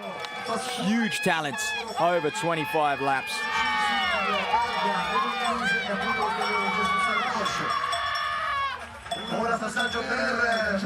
For me, it's Gondian who's possibly the favorite. His half marathon pedigree out of those Frenchmen. 34 for the World Cross Country Championship, 2:07 marathoner. 10th in Rome, over the 10,000. Low 13-minute man over 5,000. Well, he's experienced it all, Gundian, and I think that's why he's one of the favorites in that group. Ayuni still leads him. 5 laps to go, 2:50. Slowest kilometer by far of this one, but you'll often see that in a 10,000. They'll measure. He'll get that 5 seconds back. He'll try and work his way back to 27.30 tempo. Well, so it's Guillaume who leads. Salvarolo obviously leads the group. Guillaume leads the Frenchman at this stage in the shades. The former steeplechaser, 8:29 is best. One can only presume, because of the depth in that event, decided to step up to the 5,000 and 10,000, and then he thought, goodness me, really? Now everyone decides they're going to run 27.30. A time where he was hitting European standards and not even getting a look in over the steeplechase. So many French athletes, 8:10, 8:15. So Ayuni starting a rally, ladies and gentlemen. If you're just joining us, shame on you. You've missed an enthralling 20 laps or so in this one. We're coming into the final 2 kilometers. Elias Ayuni is soon to be a star, if he's not already. He's a European champion in the marathon last year. He's a world bronze medalist over the marathon as well in Tokyo. And now he's looking to fight his way onto the Italian team for the track 10,000 in Birmingham. And what will he be able to do come August? So Guillaume just stretching this chase back out. Celebrada knows the team title is going to be decided on aggregate times. He's still got 3 Frenchmen with him. The Bonyes of Belgium has just looked dangerous all race long. Very, very controlled. He hasn't had to do any of the work in that group. Gundian, Bedard, Augusto, all amongst it. I'm surprised we haven't seen more of the likes of Ramos, Barata, both of them 27-40 high men. There we go. What a spectacular final we have. Manacho struggled as well, was looking to break 28 minutes for the first time on the track. Goes on. The rhythm is not decreasing, it is increasing. So the Spaniards are pretty much out of it. The blue light with the applause. This is the race, isn't it? Augusto is waving goodbye to his hopes of competing at the European Championships unless a bunch of those men ahead of him up for the 5,000. They're capable. They've all run low 13 minutes.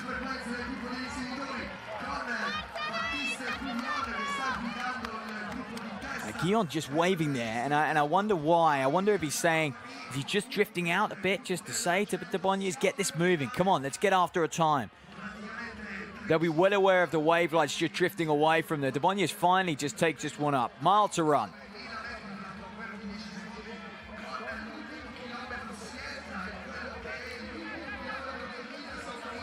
.248, so a slight pickup in pace from Ilyas Sayuni. He knows he's getting closer and closer. He'll now just wait until the final lap.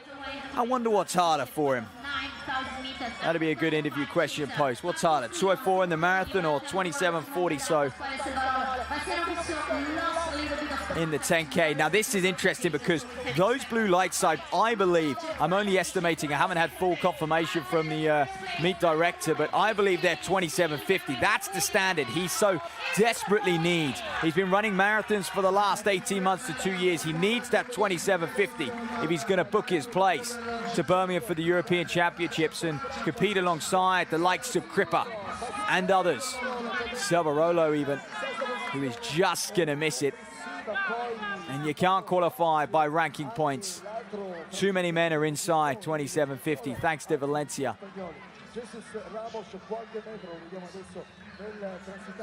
600 meters to run. He'll start passing well. Look at that. He's lapping Chiera. Perhaps the future of Italian distance running. He'll have to wait a few more years. He's got his work cut out if he's going to compete with this man.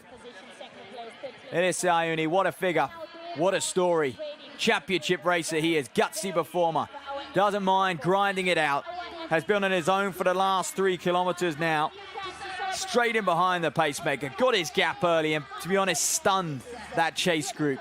Couldn't even tempt them to go with him. But ironically, he's now just running the same pace they set off at. So everyone suffered over this last half. You always see it in a 10,000, don't you? 26:44, then 1 lap to run. He's going to have to run inside 65 seconds if he's going to get that qualifying time. It's going to be close for Ayuni. He's going to win here today. What's the story? What's going to happen with those trio of Frenchmen in behind the Bonyes as they hit the bell?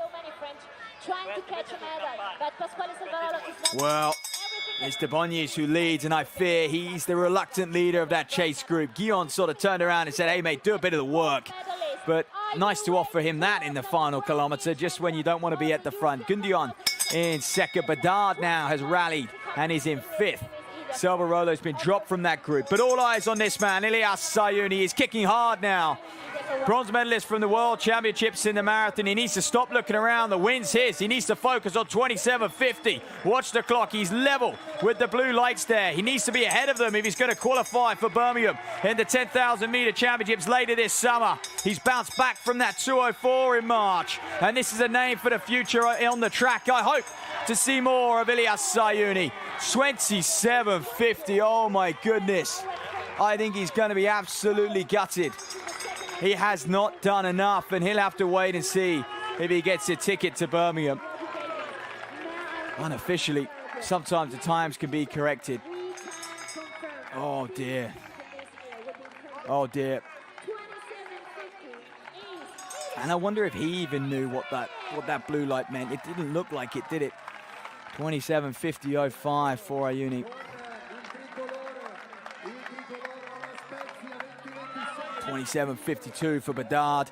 He wins the battle amongst the French trio. Gundian in third there. The Bonyes, at least he held off one of the three Frenchmen.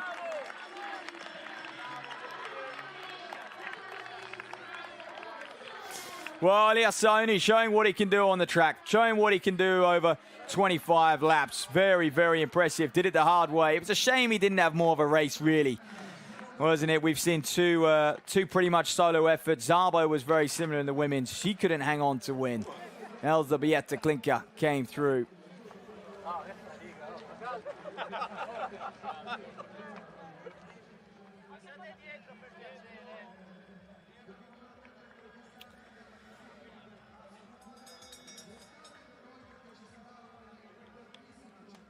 There we go.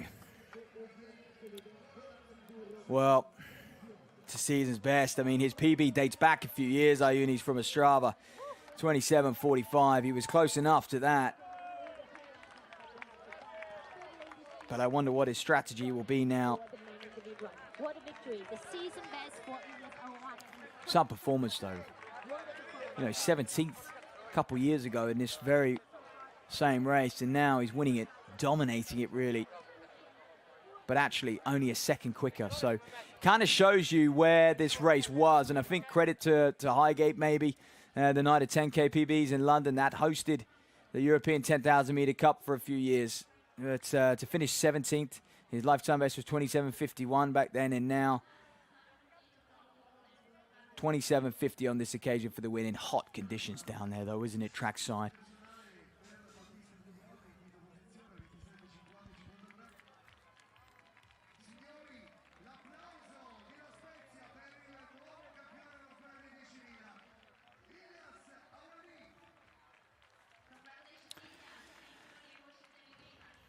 Well, how about it then? It was the Italian women who won the team title. I believe it's going to be the French men who are going to win the team title. That's all but confirmed, really, isn't it? There's no way the Italians are going to match that. Ayuni didn't put enough of a gap of those in behind him. Just a few seconds in the end. Amazing when you think about the lead he had and how it was carved and worked down to just a couple seconds right at the end there. So his coach, Mauro Cavallini, will be very, very happy. And we could see this man opt for the marathon at the European Championships. That Tokyo Marathon really gives him the decision, doesn't it, in March? It's allowed him to recover, to race over the track, and then, you know, work his way. If he doesn't qualify, he can go do the marathon in the summer as well. Yeah, let's see what happens for the final ranking that we are waiting for the team event for the men. Fingers crossed for the Italian team. Fingers crossed for the Italian team. I think they're definitely going to be crowned champions. For the award ceremony, stay with us and follow with us the award ceremony of the 4 categories: individual men and women, and team event for men and women.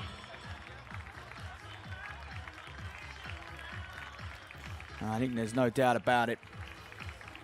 Winning on home soil. And where will it be next, actually? No venue decided for this one in 2027.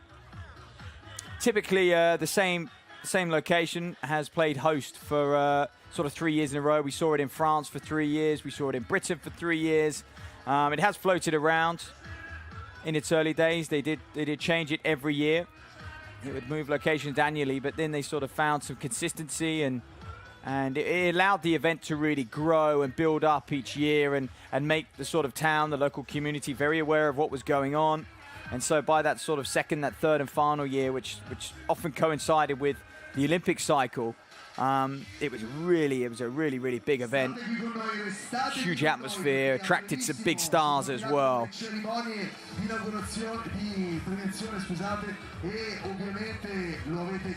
So confirmation of the results, ladies and gentlemen. Elias Ayuni, winner on this occasion. Simone Bedard, Valentina Gunduan in third there.